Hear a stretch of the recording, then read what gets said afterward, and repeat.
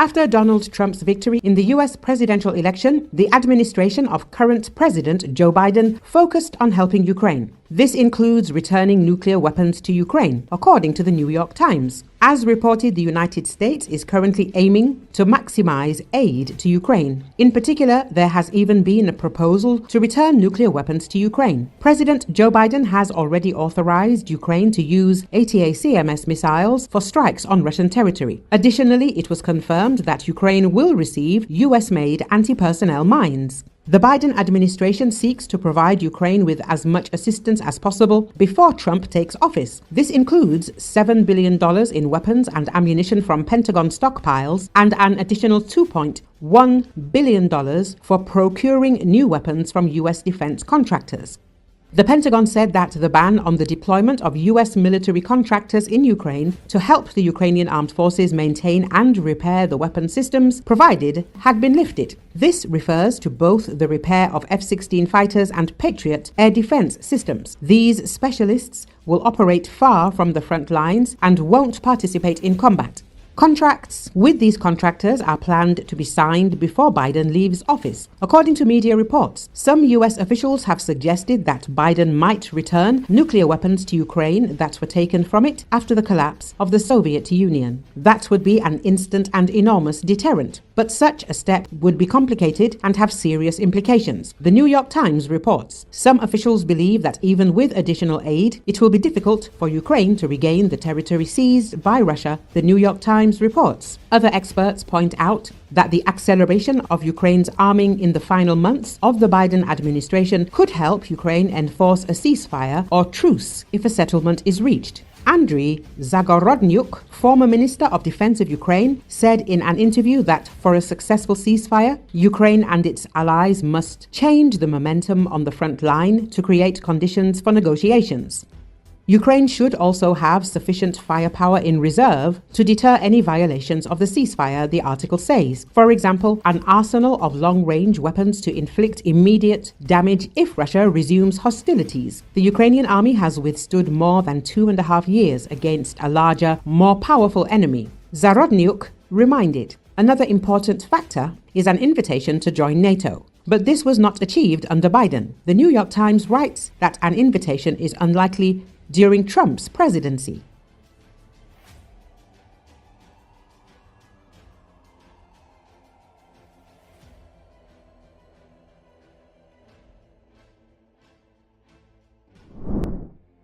Hungarian Prime Minister Viktor Orbán on Friday warned not to take Russian President Vladimir Putin's words lightly, saying it has weight and consequences.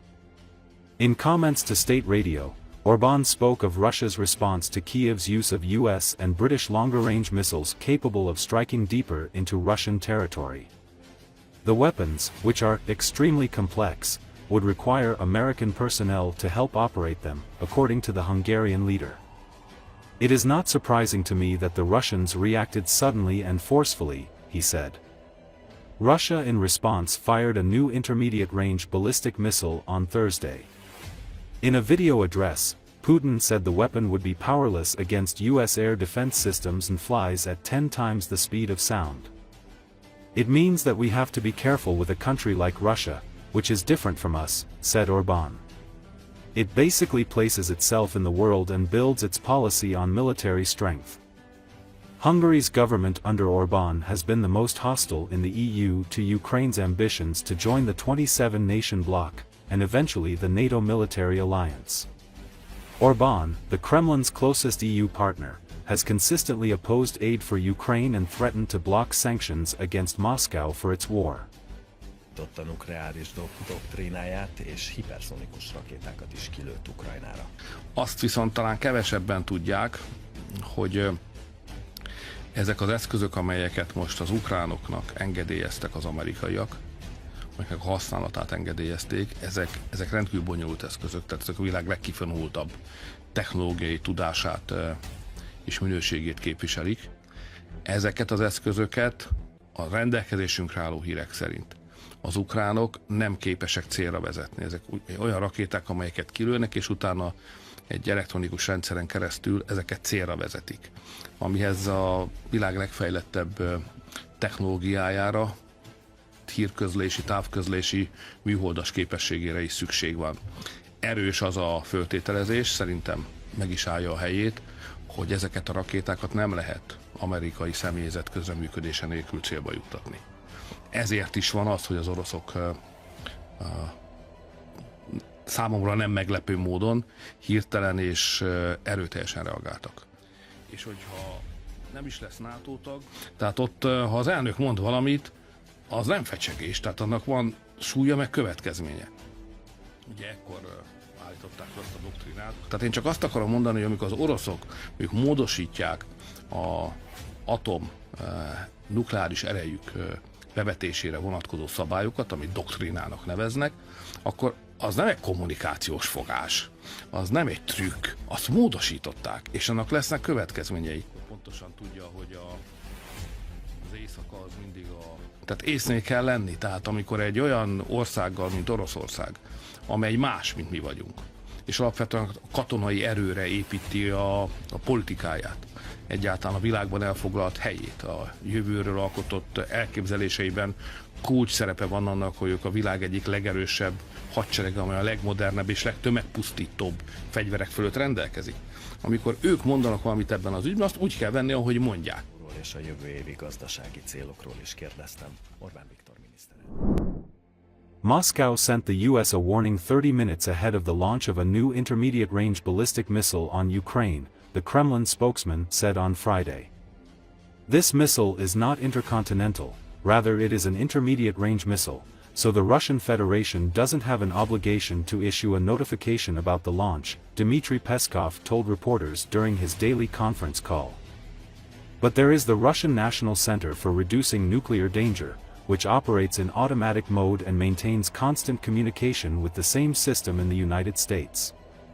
So, in an automatic mode, a warning was sent through this system 30 minutes before the launch, he said. The Kremlin fired the new missile, dubbed Orshnik, in an attack on the central Ukrainian city of Dnipro on Thursday.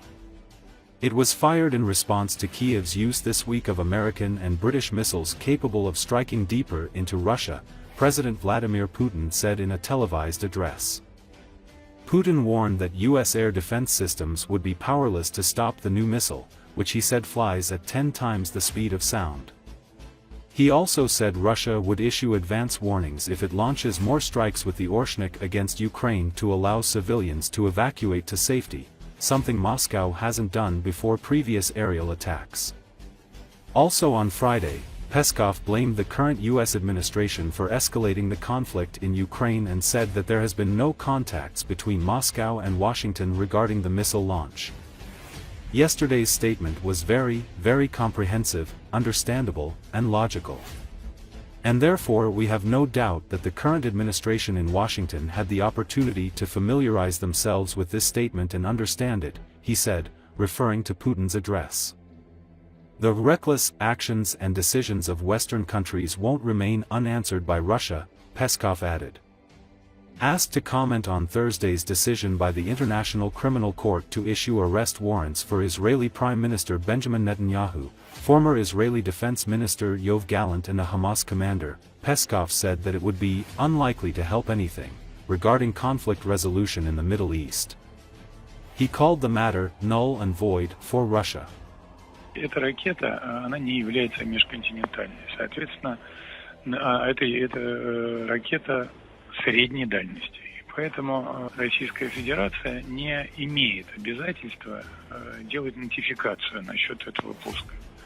Но существует Российский национальный центр по уменьшению ядерной опасности, НЦУ-ЯО, который работает в автоматическом режиме и поддерживает постоянную связь с такой же системой, которая в США.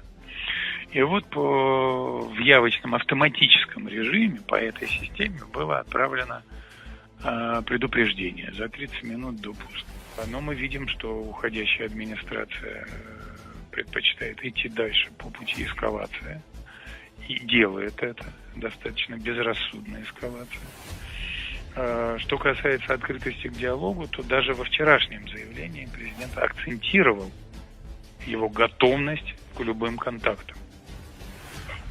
и с целью деэскалации, и с целью избежания дальнейшей эскалации, и с целью выхода на мирную траекторию.